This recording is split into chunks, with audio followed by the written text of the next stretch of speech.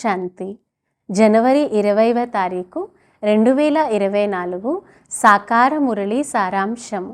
మధురమైన పిల్లలు, కళ్యాణకారి తండ్రి, పిల్లలైన మీ అందరి కర్తవ్యం అందరి కళ్యాణం చేయడం, అందరికీ తండ్రి స్మృతిని ఇప్పించడం, జ్ఞానాన్ని దానమివ్వడం. ప్రశ్న: బాబా ఏ పిల్లలను మహారథులని అంటారు? వారి గుర్తులు ఏవి? జవాబు: ఎవరైతే బాగా చదువుకొని ఇతరులను చదివిస్తారు, ఎవరిపైన సదా బృహస్పతి దశ ఉందో, ఎవరైతే తమ ఉన్నతి మరియు సర్వుల ఉన్నతిపై సదా ధ్యాస ఉంచుతారో, ఎవరైతే యజ్ఞ సేవలో ఎముకలు అర్పిస్తారో, ఎవరైతే బాబా కార్యంలో సహాయకులుగా ఉంటారో వారు మహారథులు. ఇటువంటి మహారథి పిల్లలను వీరు నా సుపుత్రులు అని బాబా అంటారు.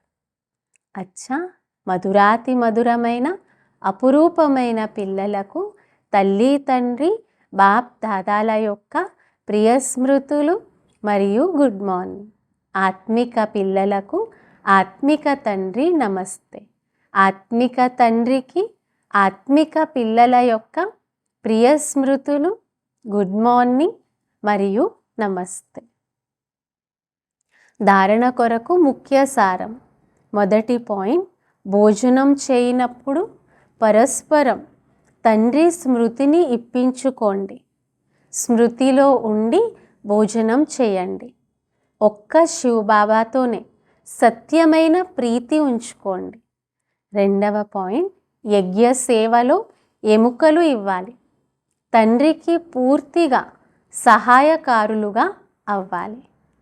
వరదానము: అవినాశి ప్రాప్తి యొక్క ఆధారంతో సదా సంపన్నతను అనుభవం చేసే ప్రసన్న చిత్త భవ.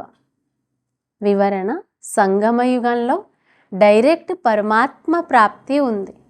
వర్తమానం ముందు భవిష్యత్తు గొప్పదేమీ కాదు. అందువలన మీ పాట పొందాల్సిందంతా పొందేశాం. బ్రాహ్మణుల ఖజానాలో అప్రాప్తి వస్తువు ఏదీ లేదు అనేది ఈ సమయం యొక్క గాయనమే.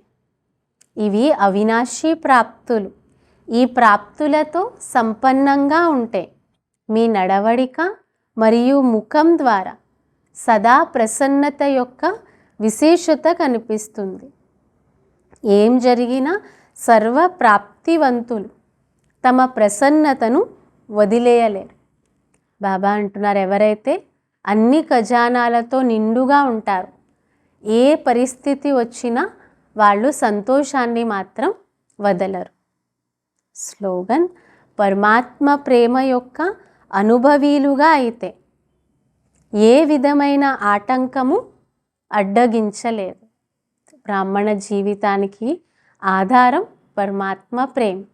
బాబా అంటున్నారు, ఇందులో అనుభవిగా అయ్యారు అంటే ఏ విఘ్నము మిమ్మల్ని అడ్డగించలేదు. అచ్చా, ఓం శాంతి.